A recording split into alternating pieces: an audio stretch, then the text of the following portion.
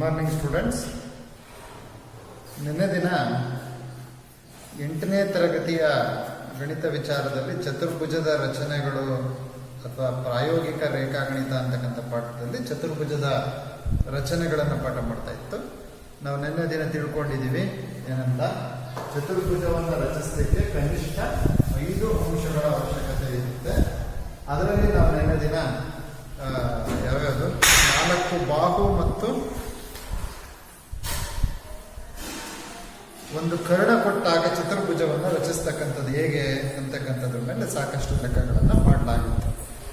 ಮುಂದಿನ heading homework ಕೊಟ್ಟಿದ್ದ ಲೆಕ್ಕಗಳೆಲ್ಲ ಮಾಡಿದಿರಲ್ಲ, okay. ಮುಂದಿನ ಹೆಡ್ಡಿಂಗು ಎರಡು ಕರ್ಣ ಮತ್ತು 3 ಬಾಹುಗಳನ್ನು ಕೊಟ್ಟಾಗ, 2 ಕರ್ಣ ಮತ್ತು 3 ಬಾಹುಗಳನ್ನು ಕೊಟ್ಟಾಗ ಚತುರ್ಭುಜದ ರಚನೆ. 2 ಕರ್ಣ ಮತ್ತು 3 ಬಾಹುಗಳನ್ನು ಕೊಟ್ಟಾಗ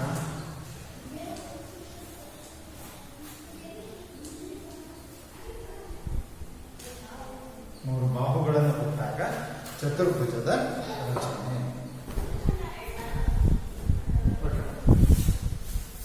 ಈಗ ಇದನ್ನ ಒಂದು ಲೆಕ್ಕದ ಮುಖಾಂತರ ಹೇಳ್ತಾ ಹೋಗೋಣ, ಅವಾಗ ನಿಮ್ಗೆ ಸುಲಭವಾಗಿ ಅರ್ಥ ಆಗುತ್ತೆ. ನಾನು ನೆನ್ನೆದಿನೇ ಹೇಳಿದ್ದೆ, ಚತುರ್ಭುಜದ ರಚನೆಯನ್ನ we have to do the construction of quadrilateral with the help of the construction of triangle. ಅಂದ್ರೆ ತ್ರಿಭುಜದ ರಚನೆಯ ಸಹಾಯದಿಂದ ಚತುರ್ಭುಜದ ರಚನೆಯನ್ನ ನಾವು ಮಾಡ್ತೀವಿ. ಯಾಕೆ, ಚತುರ್ಭುಜದು 2 ತ್ರಿಭುಜಗಳನ್ನು ಹೊಂದಿರುತ್ತೆ, ಅದರ ಆಧಾರವಾಗಿ ಇಟ್ಕೊಂಡು ನಾವು ಮಾಡ್ತೀವಿ ಅಂತಕ್ಕಂಥದ್ದು. ಈಗ ಉದಾಹರಣೆಗೆ ಒಂದು ಲೆಕ್ಕ ಬರ್ಕೊಳ್ಳಿ. BC is equal to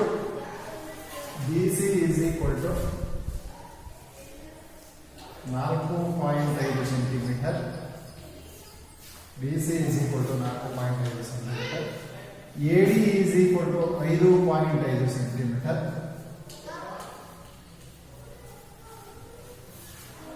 CD is equal to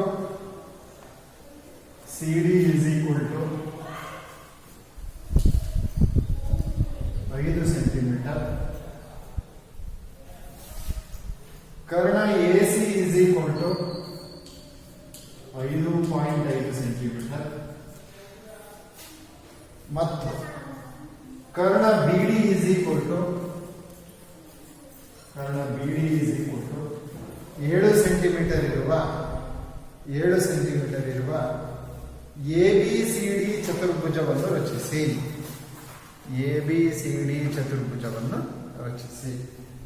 ನಾನು ನಿನ್ನೆ ಹೇಳಿದೆ, ನೀವು ಇದನ್ನು ರಚನೆ ಸುಮ್ಮನೆ ಡೈರೆಕ್ಟ್ ಆಗಿ ಹೋಗೋದಕ್ಕಿಂತ first you have to plan. ಒಂದು ರಫ್ ಸುಮ್ಮನೆ ಹಾಕೋಣ. ಒಂದು ಚತುರ್ಭುಜ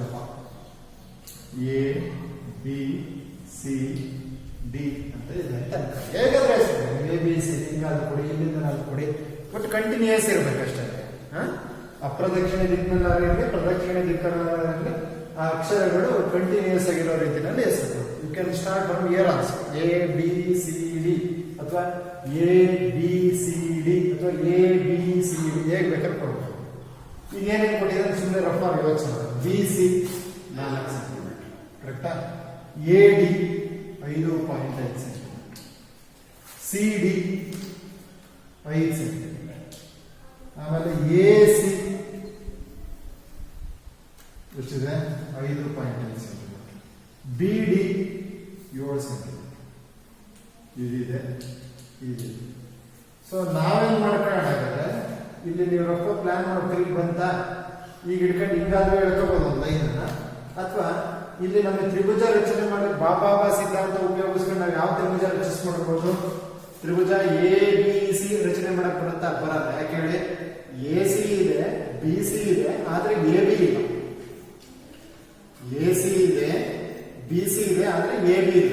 ಹಾಗಾಗಿ ಬಾಬಾ ತ್ರಿಭುಜ ರಚನೆ ಮಾಡಬೇಕು ಅಂದ್ರೆ ನೋಡಿ, ಇದರಲ್ಲಿ ACD ನಲ್ಲಿ 3 ಬಾಹುಗಳಿದಾವೆ. ACD ನಲ್ಲಾದ್ರೆ 3 ಬಾಹು ಇದೆ. AC ಇದೆ, AD ಇದೆ, ಮತ್ತೆ DC ಇದೆ. ಸೊ ಏನ್ ಮಾಡೋಣ, ಫಸ್ಟ್ ನಾವು AC ಒಂದು ಲೈನ್ ಹಾಕೋಣ. ಸ್ಕೇಲ್ ತರ, ಸರಿನಾ? ಕೈವಾರದ ಸಹಾಯದಿಂದ AD ಅಳತೆ ಹಿಡ್ಕೊಂಡು ಏನ್ ಮಾಡೋಣ, ಒಂದು ಕಂಸ ಹಿಡಿಯೋಣ. ಹಾಗಾದ್ರೆ ಡಿ ಸಿ ಇಟ್ಕೊಂಡು ಸಿ ಅನ್ನ ಕೇಂದ್ರವಾಗೋದಕ್ಕೆ ಒಂದು ಕಂಸ ಹಾಕ್ಬಿಟ್ಟು ಸೇರಿಸ್ಬಿಟ್ರೆ ನನಗೆ ಇದು ಎ ಸಿ ಡಿ ತ್ರಿಭುಜ ಬರುತ್ತೆ. ಈಗ ಉಳಿದಿದೆ ಅದು ಬಿ ಡಿ. ಬಿ ಡಿ ಅಂದ್ರೆ ಬಿ ಇಲ್ಲಿ ಬರುತ್ತೆ, A B C D. D ಅನ್ನ ಕೇಂದ್ರವಾಗಿ ಇಟ್ಕೊಂಡು ಒಂದು ಕಂಸ ಇದೆ, ಎಲ್ಲಿ ಡಿ ಅನ್ನ ಕೇಂದ್ರವಾಗಿ ಇಟ್ಕೊಂಡು ಒಂದು ಕಂಸ ಇದೆ. ಬಿ ಡಿ ಆಯ್ತು. ಈಗ ಉಳಿದಿದೆ ಯಾವುದು, ಡಿ ಸಿ. ಡಿ ಸಿನೂ ಆಗಿದೆ ಅಲ್ವಾ, ಬಿ ಸಿ ಉಳಿದಿಲ್ಲ, ಸರಿನಾ. ಬಿ ಸಿ ಇಲ್ಲಿ ಬರುತ್ತೆ. ಸಿ ಅನ್ನ ಕೇಂದ್ರವಾಗಿ ಇಟ್ಕೊಂಡು ಕತ್ತರಿಸ್ಬಿಟ್ಟು ಇದನ್ನು ಇಲ್ಲಿಗೆ ಸೇರಿಸಿ, ಇದನ್ನು ಇಲ್ಲಿಗೆ ಸೇರಿಸಿ, ಇದನ್ನ ಈಗ ಸೇರಿಸ್ಬಿಟ್ರೆ ನಮಗೆ ಬರುತ್ತೆ ಅಲ್ವಾ. ಇದು ಒಂದು ರಫ್ ಪ್ಲಾನ್ ಮಾಡೋದು ಯಾವಾಗ, ಸರಿನಾ ಮಕ್ಕಳೇ. ಓಕೆ, ಈಗ ನೀಟ್ ಡಯಾಗ್ರಾಮ್ ಮಾಡಿ. ಸೊ ಫಸ್ಟ್ ಯಾವ್ದು ಹೇಳೋಣ ಅಂತ ಹೇಳಿದ್ರೆ ನಾನು ಫಸ್ಟ್ ಯಾವುದು, ಎ ಸಿ. ಹೌದಾ, ಎಷ್ಟಿದೆ A C, 5.5 centimetre. A C 5.5 centimetre ಒಂದು ಲೈನ್ ಹಾಕಿ. ಎ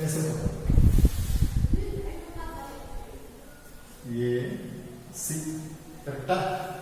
ನೆಕ್ಸ್ಟ್ ಅದು ಕೈವಾರದ ಸಹಾಯದಿಂದ ನಾವು ಯಾವ ತ್ರಿಭುಜ ರಚಿಸಲಿಕ್ಕೆ ಕೊಟ್ಟಿದ್ದೀವಿ, ತ್ರಿಭುಜ ಎ ಡಿ ಸಿ ತ್ರಿಭುಜ ರಚನೆ ಮಾಡಲಿಕ್ಕೆ ಕೊಟ್ಟಿದ್ದೀವಿ. ಎ ಸಿ ಒಂದು ಬಾಹು ಅಂತ ಪರಿಗಣಿಸಿದ್ದೀನಿ. ಈಗ ಎ ಡಿ ಎಷ್ಟಿದೆ, 5.5 ಸೆಂಟಿಮೀಟರ್. ಎಲ್ಲ ಹಿಡ್ಕೋಬೇಕು, ಎ ಡಿ ಅಂದ್ರೆ ಏನಲ್ಲಿ ಹಿಡ್ಕೊಂಡು ಒಂದು ಕಂಸ, ಕರೆಕ್ಟಾ. ಈಗ ಎ ಸಿ ಆಯ್ತು, ಎ ಡಿ ಆಯ್ತು. ನೆಕ್ಸ್ಟ್ ಡಿ ಸಿ ಎಷ್ಟು, 5 ಸೆಂಟಿಮೀಟರ್, ಕರೆಕ್ಟಾ. ಇಳಿತಾ ಇದ್ರಲ್ಲ, ಡಿ ಸಿ 5 ಸೆಂಟಿಮೀಟರ್ ಹಿಡ್ಕೋಬೇಕು. ಡಿ ಇಲ್ಲಿ ಬರುತ್ತೆ, ಸಿ ಇದೆ, ಸಿ ನಲ್ಲಿ ಹಿಡ್ಕೊಳ್ಳಿ. ಸೊ ಈ ಕಂಸವನ್ನ ಇವೆರಡು ಛೇದಿಸ್ತಕ್ಕಂಥ ಬಿಂದುವಿಗೆ ಅಂತ ಕೊಡೋಣ, ಡಿ ಅಂತ ಕೊಡೋಣ.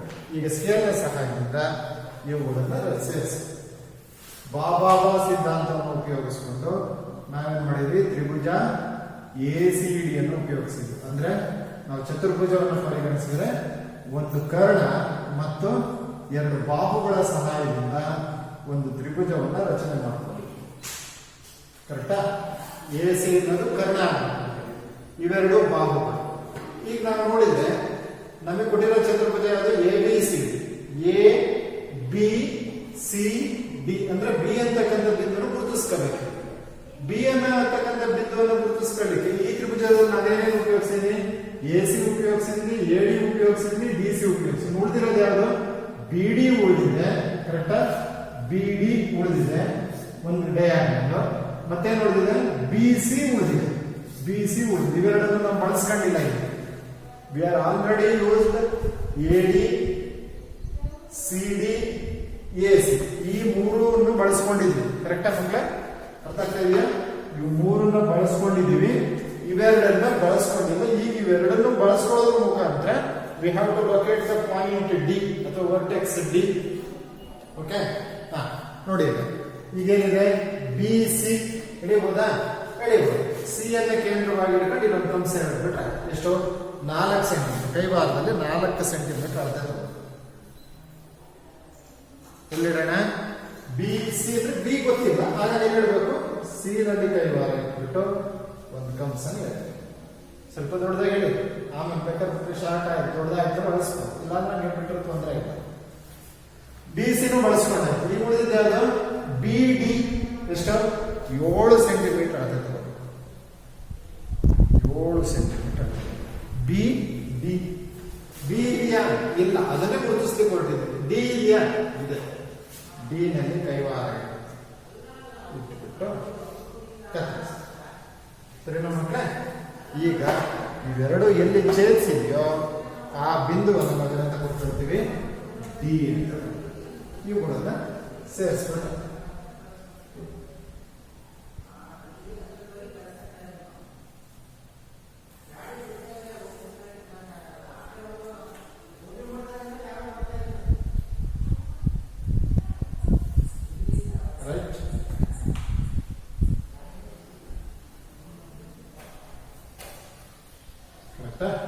ಸರಿನಾ. ಸೊ ದೇರ್ ಇದು ಬಿ ಅಲ್ವಾ, right, B. So A B C D ಒಂದು ಚತುರ್ಭುಜ. ಕರೆಕ್ಟಾ?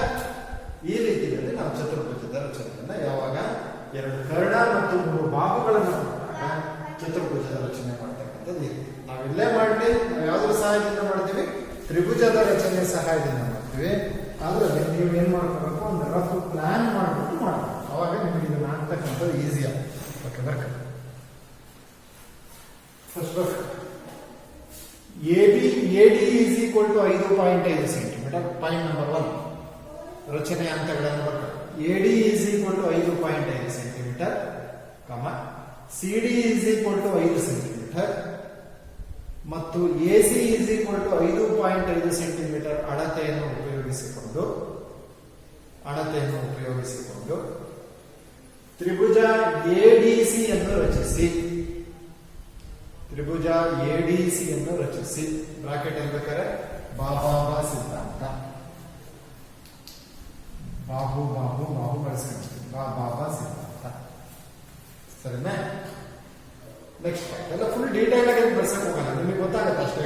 ನೆಕ್ಸ್ಟ್ ಪಾರ್ಟ್ ಸಿ ಅನ್ನು ಕೇಂದ್ರವಾಗಿರಿಸಿಕೊಂಡು BC is equal to 4.5 centimetre ಅಳತೆಯುಳ್ಳ BC is equal to 4.5 centimetre ತ್ರಿಜ್ಯವುಳ್ಳ ಕಂಸವನ್ನು ರಚಿಸಿ. ಏನ್ ಮಾಡಿದ್ವಿ? ಸಿ ನ ಹಿಡಿದ್ರೆ ಇನ್ನೊಂದು ಕಂಸ ಹಿಡಿದ್ರು, ಹೌದಾ? ಕಂಸವನ್ನು ರಚಿಸಿ. ನೆಕ್ಸ್ಟ್ ಡಿ ಅನ್ನು ಕೇಂದ್ರವಾಗಿರಿಸಿಕೊಂಡು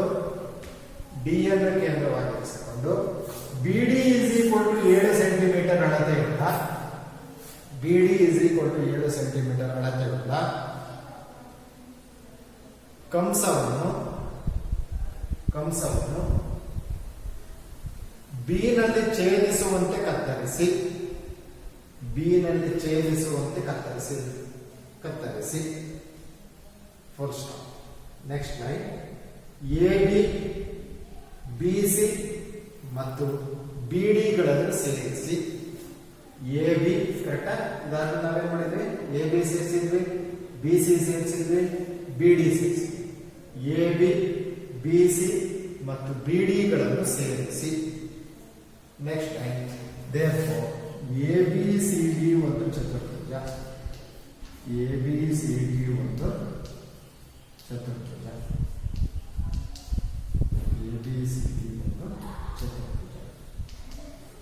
ಕರೆಕ್ಟಾ? ಸರಿನಾ ಮಕ್ಕಳ? ಇದೇ ತರ ಈಗ ಇನ್ನೊಂದು ಮಾಡೋಣ. ನೀವೊಂದು ಮಾಡ್ತೀರಾ? ಏನಂತ ಗಮನಿಸೋಣ. ರೈಟ್, ಬರ.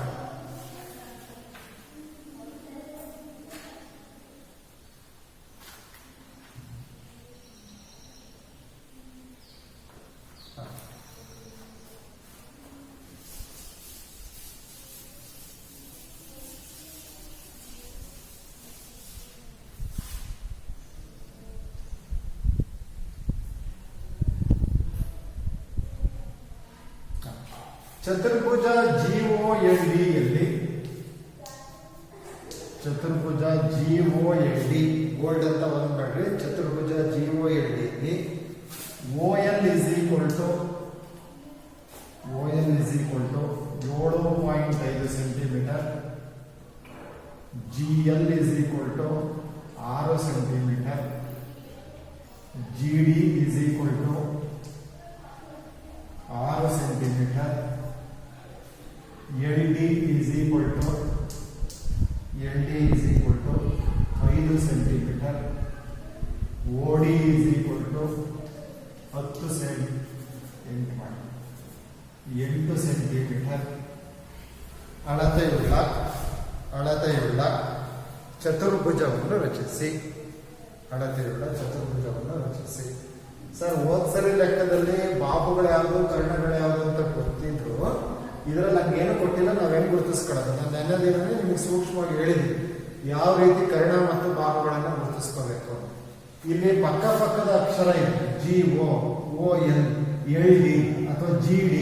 ಹಿಂಗ್ ಕಂಟಿನ್ಯೂಸ್ ಅಕ್ಷರ ಇದ್ರೆ ಅವೇನವು ಬಾಹು. ನೋಡಿ ಇದರಲ್ಲಿ ನೋಡಿ AB ಪಕ್ಕದ, BC, CD, DA ಅಥವಾ AD ಹಿಂಗ ಅನುಕ್ರಮ ಶೃಂಗಗಳ ಹೆಸರುಗಳನ್ನು ಕೊಟ್ಟಿದ್ರೆ ಅವು ಬಾಹು.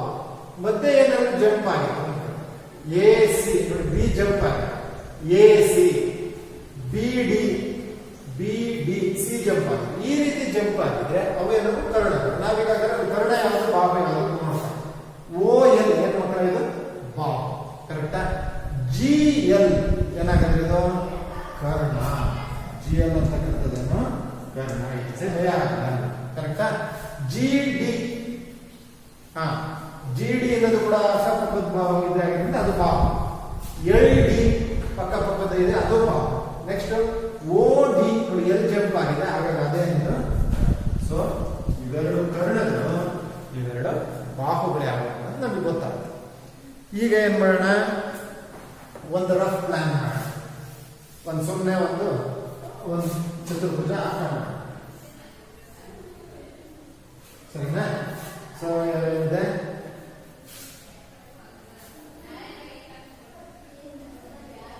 ಜಿ ಓ ಎಲ್ ಎಲ್ಲಿಂದ ನಾವು ಜಿ ಓ ಎಲ್ ಡಿ. ಇದರಲ್ಲಿ ಇದೊಂದು ಕರ್ಣ ಇದೊಂದು ಕರ್ಣ. ಏನ್ ಮಾಡೋಣ, ಓ ಡಿ ಇದೆಯಾ, O D 8 centimetre line scale ಅಲ್ಲಿ ಹಾಕೋಣ. ಓ ಡಿ ಹಾಕೋಣ ಕರೆಕ್ಟಾ. 8 ಸೆಂಟಿಮೀಟರ್ ಲೈನ್. ಓ ಜಿ ಇದೆಯಾ, ಓ ಜಿ ಅಥವಾ ಜಿ ಓ ಜಿ ಇಲ್ಲ ಅಲ್ವಾ ನೋಡಿ. ಇದಕ್ಕಿಂತ ಮುಂಚೆ ಇಲ್ಲ ಅಳತೆಗಳನ್ನು ಬರೆದು ಬಿಡೋಣ ಸರಿನಾ. ಏನೇನು ಕೊಟ್ಟಿದ್ದಾರೆ, ಓ ಎಲ್ ಇದು ಕೊಟ್ಟಿದ್ದಾರೆ ಎಷ್ಟಂತೆ 6 ಸೆಂಟಿಮೀಟರ್. ಆಮೇಲೆ ಜಿ ಎಲ್ ಓ ಎಲ್ ಇದಲ್ಲ ಮಕ್ಕಳೇ, O L 7.5 centimetre, G L 6 centimetre, G D 6 centimetre, L D ಇದು L D 5 centimetre, O D 8 centimetre. So ಅಂದ್ರೆ ನಮಗೆ ಈ ತ್ರಿಭುಜ ರಚಿಸಕ್ಕಾಗುತ್ತಾ, ಜಿ ಓ ಎಲ್ ತ್ರಿಭುಜ ರಚನೆ ಮಾಡ್ಲಿಕ್ಕಾಗುತ್ತಾ, ಆಗೋದಿಲ್ಲ. ಸೊ ಯಾವ ತ್ರಿಭುಜ ರಚನೆ ಮಾಡ್ಬೋದು ನಾವು, ಜಿ ಡಿ ಎಲ್ ರಚನೆ ಮಾಡ್ಬೋದು. ಏನೇನು ಭಾಗವನ್ನು ಉಪಯೋಗಿಸ್ಕೊಂಡು, ಜಿ ಎಲ್, ಜಿ ಡಿ ಮತ್ತೆ ಎಲ್ ಡಿ ಭಾಗವನ್ನು ಉಪಯೋಗಿಸ್ಕೊಂಡು ಫಸ್ಟ್ ಈ ತ್ರಿಭುಜವನ್ನು ರಚನೆ ಮಾಡೋಣ. ಓಕೆ, ಜಿ ಎಲ್ ಎಷ್ಟಿದೆ 6 ಸೆಂಟಿಮೀಟರ್ ಲೈನ್ ಕರೆಕ್ಟಾ. ರೈಟ್, ಈ ರಚನೆ ಮಾಡೋಣ. ಫಸ್ಟ್ ಯಾವ್ದು ನಾವು ಜಿ ಎಲ್ ಕರೆಕ್ಟಾ. ಎಷ್ಟು centimetre G L, 6 centimetre line G L.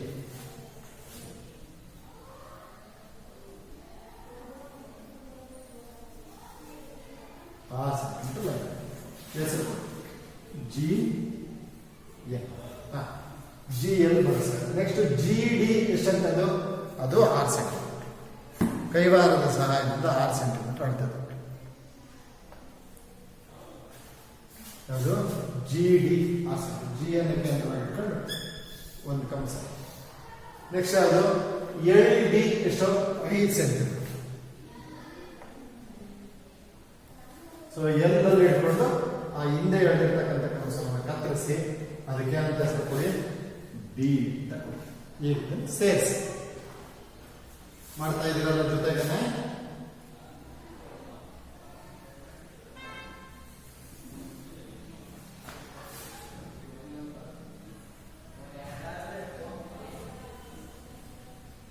ಕರೆಕ್ಟಾ. ಈ ಸೊ ನಾನು ಏನೇನು ಬಳಸ್ತೆ ಅದನ್ನು ಬರೀ. ಜಿ ಡಿ ಬಳಸಿದೆ, ಜಿ ಎಲ್ ಬಳಸಿದೆ, ಬಿ ಎಲ್ ಅಥವಾ ಎಲ್ ಡಿ ಬಳಸಿದೆ. ಇವೆರಡು ಬಳಸಿದೆ. ಓ ಎಲ್ ಮತ್ತೆ ಓ ಡಿ ಬಳಸಿದೆ. ಓ ಎಲ್ ಎಲ್ಲಿ ಬರುತ್ತೆ, ಇಲ್ಲಿ ಬರುತ್ತೆ. ಜಿ ಓ ಎಲ್ ಡಿ ಚತುರ್ಭುಜ. ಓ ಎಲ್ ಎಷ್ಟಿದೆ 7.5 ಸೆಂಟಿಮೀಟರ್. ಯಾವುದ್ರ ಸಹಾಯದಿಂದ, ಕೈವಾರದ ಸಹಾಯದಿಂದ 7.5 ಸೆಂಟಿಮೀಟರ್ ಆಗ್ತೈತೆ. ಎಲ್ಲಿಡಬೇಕು, ಓ ಎಲ್ ಅಂತ. ಓ ಎಲ್ ಅದನ್ನು ಗುರುತಿಸ್ಕೋಬೇಕಾಗುತ್ತೆ. ಎಲ್ಲಿಡೋಣ ಕೈವಾರ, ಎಲ್ ನಲ್ಲಿ ಕೈವಾರ ಇಟ್ಬಿಟ್ಟು ಒಂದು ಕಂಸ ಇದೆ ದೊಡ್ಡದಾಗಿದೆ ಕರೆಕ್ಟಾ, ಒಂದು ಕಂಸ. ನೆಕ್ಸ್ಟ್ ಇನ್ನು ಓ ಎಲ್ ಓ ಡಿ ಉಳಿತು. ಎಷ್ಟು ಓ ಡಿ ಉಳಿತು. ಎಲ್ಲಿಡಬೇಕು, ಡಿ ನಲ್ಲಿ ಇಡಬೇಕು.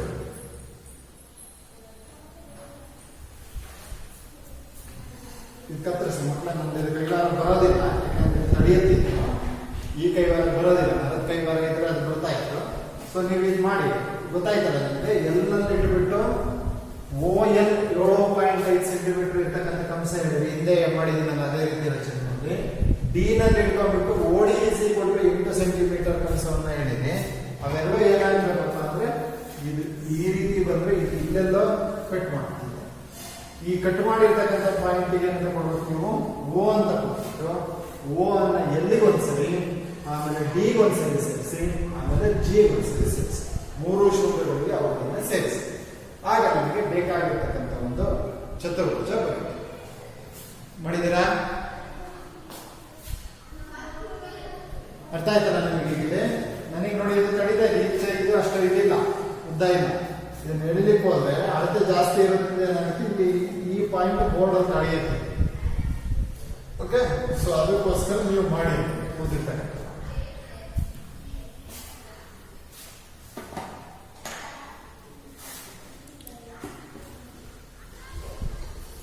ಮಾಡಿದ್ರಾ? ರೈಟ್.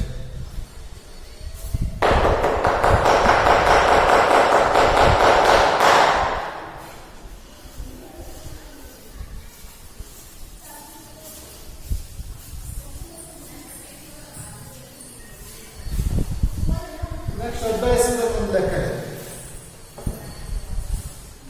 ಲೆಕ್ಕ ಬರ್ತದೆ. ವಜ್ರಾಕೃತಿ BEND ಯಲ್ಲಿ ವಜ್ರಾಕೃತಿ BENG ಯಲ್ಲಿ ವಜ್ರಾಕೃತಿ BENG ಯಲ್ಲಿ BN is equal to 5.6 centimetre, DE is equal to 6.5 centimetre, 6.5 centimetre ಇರುವ ವಜ್ರಾಕೃತಿಯನ್ನು ರಚಿಸಿ. ವಜ್ರಾಕೃತಿಯನ್ನು ರಚಿಸಿ. ಇದೇನು ಸರಿದು? ನಾವು ನೀವೇನೇ ಹೇಳ್ತಾ ಇದ್ರಿ, ವಜ್ರಾಕೃತಿ ಅನ್ನೋದು ಕೂಡ ಒಂದು ಚತುರ್ಭುಜ. ಯಾವುದೇ ಚತುರ್ಭುಜವನ್ನು ರಚಿಸಲಿಕ್ಕೆ ಬೇಕಾಗಿರ್ತಕ್ಕಂಥ ಕನಿಷ್ಠ ಅಂಶಗಳೆಷ್ಟು? 5, 6. ಹಿಂಗೆ ನೋಡಿದ್ರೆ 2 ಅಂಶಗಳನ್ನು ಕೊಟ್ಟಿದ್ದಾರಲ್ಲ, ಹೇಗೆ ಮಾಡ್ತಕ್ಕಂಥದ್ದು? ಇಂಥ ಸಂದರ್ಭದಲ್ಲಿ ನಾನು ನಿನ್ನೆನೂ ಕೂಡ ಈ ಥರದ್ದೊಂದು ರಚನೆ ಮಾಡಿದ್ದು. ಯಾವುದು? ನಿಮ್ಮ ಇದರಲ್ಲಿ ವಜ್ರಾಕೃತಿದೆ, ಬೇರೆ ಸೈಡ್ಗಳು ಸಮ ಇರ್ತವೆ ಅನ್ನೋದನ್ನ ಹೇಳಿದ್ದು. ಸಮಾಂತರ ಚತುರ್ಭುಜದ ಮಾಡಿಸಿದ್ದು, ಕರೆಕ್ಟಾ? ಸಮಾಂತರ ಚತುರ್ಭುಜ ಮಾಡಿಸಿದ್ದು. ಅಲ್ಲೇನು ಬಳಸ್ಕೊಂಡಿದ್ವಿ?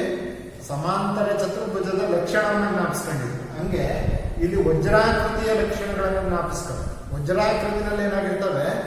ಎಲ್ಲಾ ಪಾರ್ಶ್ವಬಾಹುಗಳು ಸಮನಾಗಿರ್ತವೆ. ಮತ್ತೆ ಇವನ್ ಕೊಟ್ಟಿರೋಂತ ನೋಡ ಫಸ್ಟ್ ಅಂತ BN ಅನ್ನೋದೇನು? ಮಧ್ಯದ ಅಕ್ಷರ ಜಂಪ್ ಆಗಿದೆ ಅಂತಂದ್ರೆ ಇದೇನಿದು? ಕರ್ಣ. ಇದೊಂದೇ. ಹಾಗೇನೆ DE ನೋಡಿ, ಇಲ್ಲೂ ಕೂಡ ಒಂದು ಅಕ್ಷರ ಜಂಪ್ ಆಗಿದೆ. So it is also A dia. So ಏನ್ ಕೊಟ್ಟಿದ್ದಾರೆ? ಬಾಹುಗಳನ್ನು ಕೊಟ್ಟೇ ಇಲ್ಲ ಅವರು. ಯಾವುದೇ ಬಾಹುವನ್ನು 4 ಬಾಹುಗಳಲ್ಲಿ ಯಾವ ಬಾಹುಗಳನ್ನು ಕೊಟ್ಟಿಲ್ಲ. ಆದ್ರೆ ಏನ್ ಕೊಟ್ಟಿದ್ದಾರೆ? ಕೇವಲ ಕರ್ಣಗಳನ್ನು ಕೊಟ್ಟಿದ್ದಾರೆ. ಹಾಗಾದ್ರೆ ಕರ್ಣಗಳಿಗೆ ಸಂಬಂಧಿಸಿದ ಏನಾದರೂ ಲಕ್ಷಣ ಇದೆಯಾ ವಜ್ರಾಕೃತಿ ಯೋಚನೆ ಮಾಡಿದಾಗ? ಏನ್ ಗೊತ್ತಿದೆ ನಮಗೆ? ಯಾವುದೇ ವಜ್ರಾಕೃತಿಯಲ್ಲಿ ಕರ್ಣಗಳು ಪರಸ್ಪರ ಲಂಬವಾಗಿ ಛೇದಿಸುತ್ತವೆ. ಕರ್ಣಗಳು ಪರಸ್ಪರ ಲಂಬವಾಗಿ ಛೇದಿಸುತ್ತವೆ ಗೊತ್ತಿದೆ. ಸೊ ಹಾಗಾಗಿ ನಾವೇನ್ ಮಾಡೋಣ? ಫಸ್ಟ್ 6.5 ಸೆಂಟಿಮೀಟರ್ ಲೈನ್ ಎಳ್ಕೊಂಡ DE ಒಂದು ಸ್ಕೇಲ್ ತಗೊಂಡು 6.5 ಸೆಂಟಿಮೀಟರ್ ಲೈನ್ ಎಳ್ಕೊಂಡ ಇದನ್ನು ಒಂದು ಲಂಬಾರ್ಧಕ ರೇಖೆ ಎಳೆಯೋಣ. ಫಸ್ಟ್ ಲಂಬಾರ್ಧಕ ರೇಖೆ ಎಳೆಯೋದು ಈಗಾಗಲೇ ಗೊತ್ತಾಗಿದೆ. ಡಿ ನಲ್ಲಿ ಕೈವಾರ ಇಟ್ಕೋಬೇಕು, ಅರ್ಧಕ್ಕಿಂತ ಜಾಸ್ತಿ ತಗೋಬೇಕು, ಮೇಲ್ಗಡೆ ಒಂದು ಕಂಸ ಕೆಳಗಡೆ ಒಂದು ಕಂಸ ಕತ್ತರಿಸಬೇಕು, ಈ ನಲ್ಲಿ ಇಟ್ಕೋಬೇಕು, ಅವೆರಡನ್ನು ಕತ್ತರಿಸ್ಬಿಟ್ಟು ಸೇರಿಸ್ಬೇಕು. ಸರಿನಾ? ಈಗ ನಮಗೆ ಅಳತೆ ಬೇಕು. ಎಷ್ಟು? ಒಂದು ಲಂಬಾರ್ಧಕ ರೇಖೆ ಆಯ್ತು. ಲಂಬಾರ್ಧಕ ಅಂತ ಗೊತ್ತಿದೆ, ಕರೆಕ್ಟ್ ಆಗಿ ಅರ್ಧದ ಹತ್ರ ಇರುತ್ತೆ. ಮತ್ತೆ it makes 90 degree with the line DE ಅನ್ನೋದು ಗೊತ್ತಾಗಿದೆ. BN 5.6 centimetre. ಇದೇನ್ ಮಾಡೋಣ? ನಾನು ಅದ್ರ ಅರ್ಧ ಇಟ್ಕೊಳ್ಳೋಣ ಕೈವರ್ಗ. 2.8 ಇಟ್ಕೊಂಡು ಇಲ್ಲಿ ಇಟ್ಕೊಂಡು ಮೇಲ್ಗಡೆ ಒಂದು ಕಂಸ ಕೆಳಗಡೆ ಒಂದು ಕಂಸ ಇಟ್ಬಿಟ್ಟು ಇವುಗಳನ್ನ ಪಾರ್ಶ್ವಭಾಗಗಳನ್ನ ಸೇರಿಸಿದ್ರೆ ನಮಗೇನು ಬರುತ್ತೆ? ಒಂದು ವಜ್ರಾಕೃತಿ ಪ್ರದೇಶ ಕೊಡುತ್ತೆ. BN ಅಂತ ಕೊಡುತ್ತೆ. ಸೊ BEND ಏನಾಗುತ್ತೆ? ವಜ್ರಾಕೃತಿ ಆಗುತ್ತೆ. ಅರ್ಥ ಆಯ್ತಾ ಮಕ್ಕಳೇ?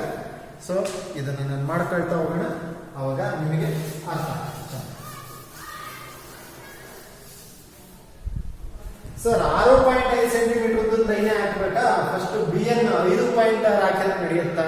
ಆಗ್ತಾ ಇತ್ತು. ನಾನು ಯಾಕೆ ಇದನ್ನು 6.5 ಅಂತ ತಗೊಂಡಿದ್ದೀನಿ ಅಂದ್ರೆ, ನೆಕ್ಸ್ಟ್ ಅದನ್ನ ಡಿವೈಡ್ ಮಾಡಬೇಕಿದ್ರೆ 6.5 ಇರೋದ್ರಿಂದ ಎಕ್ಸಾಕ್ಟ್ ಡಿವೈಡ್ ಮಾಡ್ಲಿಕ್ಕೆ ಬರೋದಿಲ್ಲ. ಇದೇ ನಾನು ಇದು ಕೂಡ ಈವನ್ ನಂಬರ್ ಅಲ್ಲಿ ಇದ್ದಿದ್ರೆ 6.8 ಹಿಂಗಿದ್ದಿದ್ರೆ, ಕೊನೆ ಡೆಸಿಮಲ್ ಫಾರ್ಮ್ ಅಲ್ಲಿ ಇರೋದು ಈವನ್ ನಂಬರ್ ಇದ್ದಿದ್ರೆ ಡೆಸಿಮಲ್ ಡಿಜಿಟ್ ನೀವು ಯಾವ್ದು ಬೇಕಾದ್ರೂ ತಗೋಬಹುದು.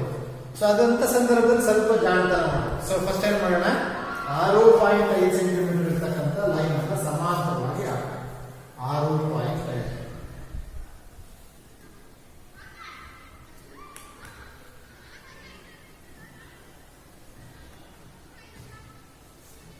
ಓಕೆ, ಅದಕ್ಕೆ ಸರ್ ಡಿ. ಈಗೇನ್ ಮಾಡಬೇಕು, ಇದಕ್ಕೆ ಲಂಬಾರ್ಧಕ ರೇಖೆಯನ್ನು ಎಳಿಬೇಕು. ಅದಕ್ಕೇನು ಅರ್ಥ ಇದೆಯಾ ಲಂಬಾರ್ಧಕ ರೇಖೆಗೆ? ಹಾಗೇನಿಲ್ಲ. ನೀವೇನ್ ಮಾಡ್ಕೊಳ್ಳಿ, ಡಿ ನಲ್ಲಿ ಒಂದು ಸರಿ ಕೈವಾರ ಇಟ್ಕೊಳ್ಳಿ, ಅರ್ಧಕ್ಕಿಂತ ಜಾಸ್ತಿ, ಒಂದು ಅಂದಾಜು ಅರ್ಧಕ್ಕಿಂತ ಜಾಸ್ತಿ ತಗೊಳ್ಳಿ. ಒಂದು ಕಂಸ ಎಳಿರಿ, ಮೇಲ್ಗಡೆ ಒಂದು, ಕೆಳಗಡೆ ಒಂದು ಕಂಸ. ಹಿಂದಿನ ವರ್ಷ ಎಲ್ಲ ಓದಿದೆ.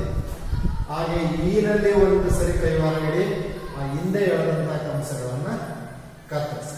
ಕರೆಕ್ಟಾ? ಇದೇನಾದ್ರೂ ನಿಮಗೆ ಜಾಸ್ತಿ ಆಗಿದೆ ಅಂತ ಅನಿಸಿದ್ರೆ ಬೇಕಾದ್ರೆ ಇದನ್ನ ಸ್ವಲ್ಪ ಕಟ್ ಮಾಡಿ. ರೈಟ್. ಈಗ ಇಲ್ಲಿ ಏನ್ ಮಾಡಬೇಕು, ಈ ಲಂಬಾರ್ಧಕಗಳನ್ನ ಎಳಿಲಿಕ್ಕೆ ಗುರುತು ಮಾಡಿರ್ತಕ್ಕಂಥ ಬಿಂದುಗಳನ್ನ ಸೇರಿಸಿ ಅಲ್ಲಿಗೆ ನಿಲ್ಲಿಸ್ಬೇಡಿ. ಇದನ್ನ ಸ್ವಲ್ಪ ಎಕ್ಸ್ಟೆಂಡ್ ಮಾಡಿ. ಜಾಣತನ ಇದೆ, ಯಾಕೆ ಸ್ವಲ್ಪ ಜಾಸ್ತಿ ಬರ್ಬೋದು, ಅದು ಒಳಗಡೆ ಬರ್ಬೋದು, ಗೊತ್ತಿಲ್ಲ. ಇದು ಎಕ್ಸ್ಟೆಂಡ್ ಇಲ್ಲಿಗೆ ನಿಲ್ಲಿಸ್ಬೇಡಿ, ಮೇಲೆ ಕೆಳಗೆ ಎಕ್ಸ್ಟೆಂಡ್ ಮಾಡಬೇಕು. ರೈಟ್. ಒಂದು ಲಂಬಾರ್ಧಕ ಎಳೆ. ಇದನ್ನ ಲಂಬಾರ್ಧಕನ ನಾನೇ ಏನ್ ಮಾಡಬೇಕು, ರಿಸ್ಟ್ರಿಕ್ಟ್ ಮಾಡ್ಕೋಬೇಕು. ಎಷ್ಟು ಉದ್ದ ಆಗಿ 5.6 ಸೆಂಟಿಮೀಟರ್ ಆಗಿ ರಿಸ್ಟ್ರಿಕ್ಟ್ ಮಾಡ್ಕೋಬೇಕು. 5.6 ಅರ್ಧ ಎಷ್ಟು? 5.6 ಅರ್ಧ 2 ಬಾಕ್ಸ್ 2 4 1 ಉಳಿತು 2.8 ಅಂದ್ರೆ ಮೇಲಕ್ಕೆ 2.8 ಸೆಂಟಿಮೀಟರ್ ಇರಬೇಕು, ಕೆಳಗೆ 2.8 ಸೆಂಟಿಮೀಟರ್ ಇರಬೇಕು. ಸೊ 2.8 ಸೆಂಟಿಮೀಟರ್ ಅರ್ಧ ತಗೊಂಡು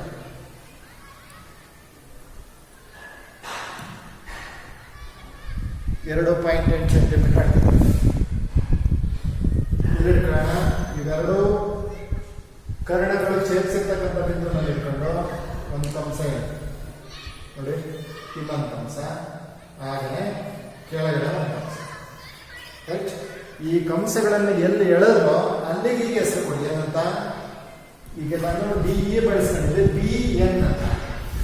ಬಿ ಅಂತ ಮೇಲಾದ್ರೂ ಕೊಡಿ, ಕೆಳಗಾದ್ರೂ ಕೊಡಿ, ಎಲ್ಲಿ ಕೊಡುತ್ತಾರೆ ಬಿ ಎನ್.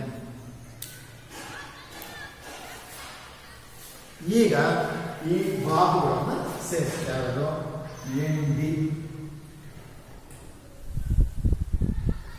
ಆಮೇಲೆ ಕಂಸ ಎಳೆದಿರೋದಕ್ಕೆ ನೋಡಿ ಮಕ್ಕಳು, ಇಲ್ಲಿ ಕಂಸ ಎಳೆದಿರೋದಕ್ಕೆ ಸೇರಿಸ್ಬೇಕು, ಇಲ್ಲಿಗೆ ಸೇರಿಸಬಾರ್ದು. ತಪ್ಪು ಮಾಡ್ಬಿಡ್ತೀರ, ಸೇರಿಸೋ ಬರದಲ್ಲಿ ಇಲ್ಲಿಗೆ ಸೇರಿಸ್ಬಿಡ್ತೀರಾ. ಇದು ಗುರ್ತು ಮಾಡ್ಕೊಂಡಿರ್ತಕ್ಕಂಥದ್ದು ಲಂಬಾರ್ಧಕವನ್ನೇ ಎಳಿಲಿಕ್ಕೆ. ನೆಕ್ಸ್ಟ್ ಎನ್ ಇ,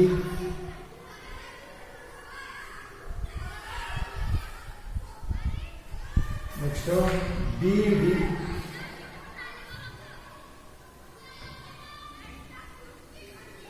ಬಿ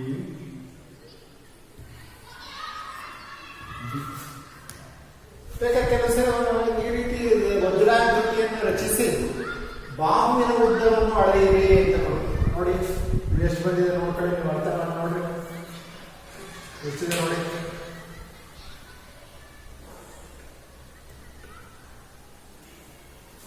ಎಲ್ಲರೂ ಅರ್ಥ ಮಾಡಿ ನೋಡ್ರಿ.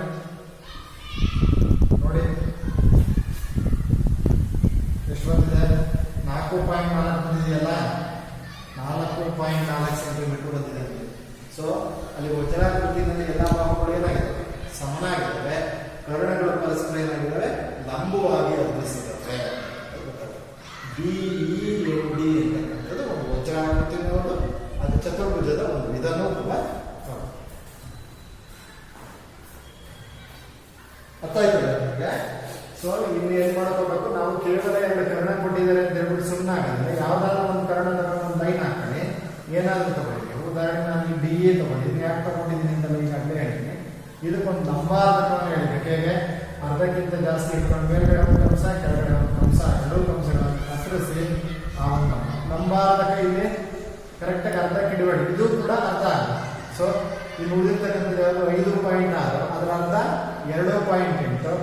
ಅಲ್ಲಿ ಕೇಂದ್ರ ಮಾಡಿಕೊಂಡು 2.1 ಕೇಳ್ಕೊಂಡು ಇದನ್ನು ಸೇರಿಸ್ಬಿಟ್ರೆ ನಮಗೆ ಏನು ಬರುತ್ತೆ? ಒಂದು ಚತುರ್ಭುಜ ಬರುತ್ತೆ. ಮೇಲಾದರೂ ಬಿ ಅಂತ ಕೊಡಿ, ಕೆಳಗಾದರೂ ಬಿ ಅಂತ ಕೊಡಿ. ಸೊ BEND ಅಂತಕ್ಕಂಥ ಒಂದು ಚತುರ್ಭುಜ. ಸರಿ ನಮ್ಮ ಹತ್ರ ಇನ್ನೊಂದು ಲೆಕ್ಕ ಓಮಕ್ಕೆ ಒಂದು ಲೆಕ್ಕ.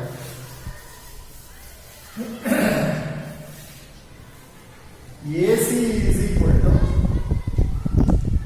7 ಸೆಂಟಿಮೀಟರ್ ಮತ್ತು BD is equal to 8.2 centimetre ಇರುವ BD is equal to 8.2 centimetre ಇರುವ ABCD ವಜ್ರಾಕೃತಿಯನ್ನು ರಚಿಸಿ. ABCD ವಜ್ರಾಕೃತಿಯನ್ನು ರಚಿಸಿ.